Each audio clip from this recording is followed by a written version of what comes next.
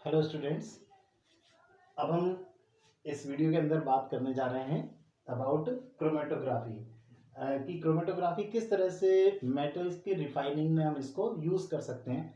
तो जैसा कि हमने इसका प्रिंसिपल अभी पिछले वीडियो में हमने देखा था कि ये इसके ऊपर बेस्ड है कि अगर दो या तीन कंपोनेंट्स का अगर कोई मिक्सचर है तो उसको जब हम किसी एड्सॉर्बेंट के ऊपर से उसको गुजारते हैं तो उसके ऊपर जो कंपोनेंट्स हैं वो अपनी अपनी एड्सॉर्बेबिलिटी के अकॉर्डिंग अलग अलग जगह पर वो एड्सॉर्ब होते हैं और बाद इसी तरह वो सेपरेट हो जाते हैं और बाद में हम उनको एक एक करके अलग निकाल लेते हैं। तो क्रोमेटोग्राफी के कई मेथड्स हैं, उसमें से यहाँ पर हम जो डिस्कस कर रहे हैं वो है कॉलम क्रोमेटोग्राफी।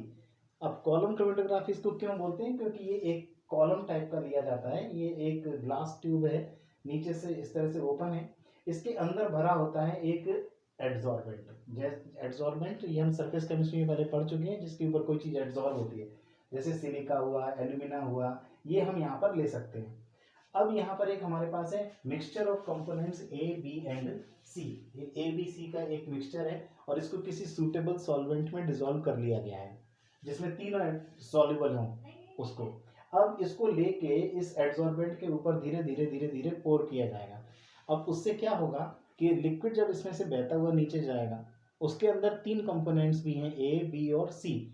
तीनों की एड्सॉर्बिबिलिटी यहाँ अलग अलग है, जैसे कि हम यहाँ देख सकते हैं A greater than B greater than C, यानी ए की एड्सॉर्बिबिलिटी यानी उसकी एड्सॉर्ब होने की टेंडेंसी सबसे स्ट्रांग है, बी की उससे कम है और सी की उससे भी कम है।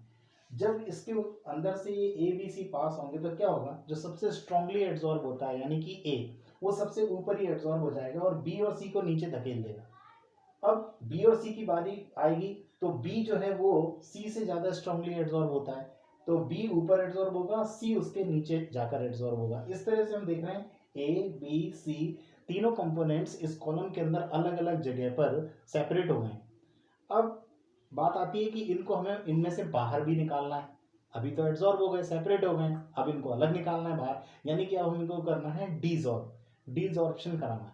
तो डीजॉर्प्शन कैसे होगा, ये कुछ उसी तरह से होगा जैसे किसी नाली के अंदर अगर कचरा भर जाता है कुछ है तो हम उसको तेजी से पानी डालते हैं तो इससे वो इल्यूट हो जाता है, बह के बाहर निकल आता है पानी के साथ। तो इसीलिए यहाँ पर एक यूज किया जाता है एक लिक्विड जिसको हम बोलते हैं इल्यूएंट, और इस प्रोसेस को इल्यूजन कह सकते हैं, आप इल्यूट किया अपन ने। अब करना क्या है, इसके अंदर जब हम इस इल्यूएंट को डालते हैं तो सबसे पहले कौन बाहर आएगा, जो सबसे वीकली एड्सॉर्ब होगा। अब सबसे वीकली एड्सॉर्ब कौन था, सी। सी सबसे नीचे था तो सी देखो बाहर आ गया। सी यहाँ से धीरे धीरे इल्यूएंट के साथ बाहर निकल आएगा। नीचे हम एक बीकर लगाकर उसमें उसको कलेक्ट कर सकते हैं। इस तरह से इस लिक्विड के अंदर सी कंपोनेंट पहले बाहर आ गया। अब रह गए अंदर बी और सी। ये प्रोसेस जब कंटिन्यू चलेगी और चलती जाएगी तो नेक्स्ट नंबर आएगा बी का। अब बी बाहर आ गया, इसको हम किसी दूसरे बीकर में कलेक्ट कर लेंगे तो बी यहाँ पर कलेक्ट हो गया।